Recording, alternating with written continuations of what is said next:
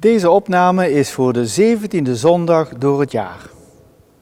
De Heer zij met u en met uw geest. We lezen uit het heilige evangelie van onze Heer Jezus Christus volgens Johannes. Lof zij u Christus. In die tijd begaf Jezus zich naar de overkant van het meer van Galilea bij Tiberias.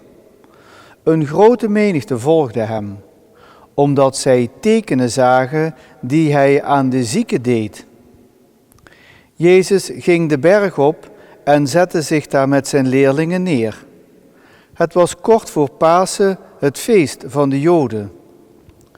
Toen Jezus de ogen opsloeg en zag dat er een grote menigte naar hem toe kwam, vroeg hij aan Filippus: hoe moeten wij brood kopen voor deze mensen te laten eten?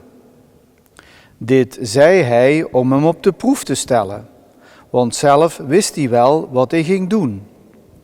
Filippus antwoordde: wil ieder ook maar een klein stukje krijgen, dan is voor 200 denariën brood nog te weinig.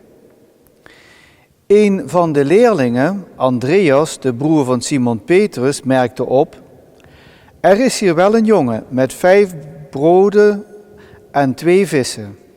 Maar wat betekent dat voor zo'n aantal? Jezus echter zei: laat de mensen gaan zitten. Er was daar namelijk veel gras. Zij gingen dan zitten, het aantal mannen bedroeg ongeveer 5000. Toen nam Jezus de broden en na het dankgebed gesproken te hebben, liet hij ze uitdelen aan de mensen die daar zaten. Alsmede de vissen, zoveel men maar wilde.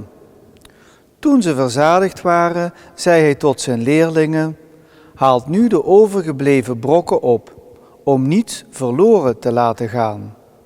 Ze haalden ze op en vulden van de 5 gerstebroden 12 manden met brokken, welke door de mensen na het eten overgelaten waren. Toen de mensen het teken zagen dat hij had gedaan, zeiden ze: dit is stellig de profeet die in de wereld moet komen. Daar Jezus begreep dat ze zich van een meester wilden maken om hem mee te voeren en tot koning uit te roepen, trok hij zich weer in het gebergte terug, geheel alleen. Zo spreekt de Heer. Wij danken God. Goede vrienden, weer zo'n prachtige lezing. En als je daar met de mensen over praat, dan heb je er wel eens bij zitten die zeggen: joh, maar dat kan toch niet? Zou dat verzonnen zijn, dat verhaal? Maar dat is dan toch wel ook uit technisch oogpunt een heel slecht verhaal om te verzinnen. Omdat elk menselijk denken dit overtreft. En dus nee, je mag dit verhaal aannemen als waar gebeurt. Maar er gebeurt meer in dit verhaal. Namelijk, waar komt dat brood vandaan? Dat hemelse brood. En dat maakt de zaak speciaal, dat God zich daarmee bemoeit met dat brood. Het verwijst ook naar de Eucharistie. Maar een broodwonder is helemaal niet zo vreemd in het Oude Testament. Want in de eerste lezing, in het tweede boek van de Koningen, daar staan 2 verzen. Daar wordt dat verhaal verteld waar ook zo'n broodvermenigvuldiging is. In die dagen kwam er iemand uit Baal Salissa. In zijn tas bracht hij voor de man Gods als eerstelingen 20 gerstebroden en wat vers koren mee. Elisa zei: geef dit te eten aan de mannen. Zijn dienaar antwoordde: hoe kan ik dat nu voorzetten aan 100 man?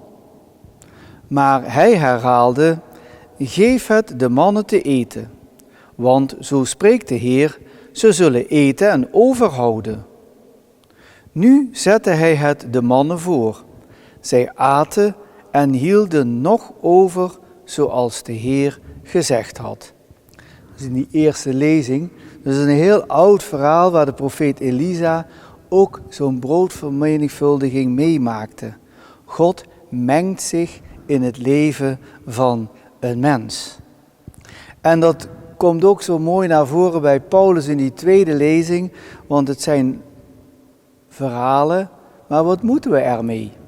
En Paulus die legt dat uit, die maakt dat heel praktisch als hij zegt in de brief van de Efezers: broeders en zusters, ik, de gevangene in de Heer, vraag u met aandrang. Leid een leven dat beantwoordt aan de roeping die gij van God ontvangen hebt, in alle deemoed en zachtheid, in langmoedigheid, liefdevol elkaar verdragend. Beijvert u de eenheid des geestes te behouden door de band van de vrede. Eén lichaam en één geest, zoals gij ook geroepen zijt tot één en dezelfde hoop, waarvoor Gods roeping borg staat. Eén Heer, één geloof, één doop, één God en Vader van allen, die boven alle en met alle en in alle. En dat, goede vrienden, dat is ook wel zo'n oude tekst uit die handelingen van de apostelen. En dat is gewoon op de dag van vandaag heel erg toepasbaar. En dan heb ik achter in dit boekje ook nog een mooie tekst van moeder Teresa gevonden. Heer, geef Heer dat we waardig worden tot de dienst aan onze medemensen, die overal ter wereld leven en sterven in armoede en honger. Geef hun heden hun dagelijks brood, door onze handen. Schenk hun vrede en vreugde, door ons begrip en onze liefde. Aldus moeder Teresa. De bisschoppensynode, dan krijgt u weer een beetje smaak door een klein stukje. Het zijn ook maar weer 4 regels. Die kerk, we kunnen niet zonder haar. Zij pleit namelijk voor ons, waar we op moeten letten. En zo komt uit die 16e bisschoppensynode naar voren: het gezin is de steunpilaar van iedere christelijke gemeenschap. Ouders, grootouders en al diegenen die hun geloof in het gezin beleven en delen, zijn de eerste missionarissen. Het gezin als levens- en liefdesgemeenschap is een bevoorrechte plaats van de opvoeding in het geloof en de christelijke praktijk. Wij moeten als ouderen een voorbeeld geven aan die jeugd rondom ons heen. En daarom, goede vrienden, bid ik voor u om bescherming, om kracht, geduld, wijsheid en een goede gezondheid. Ik wens u een hele fijne zondag toe. En als God beleeft, tot de volgende keer.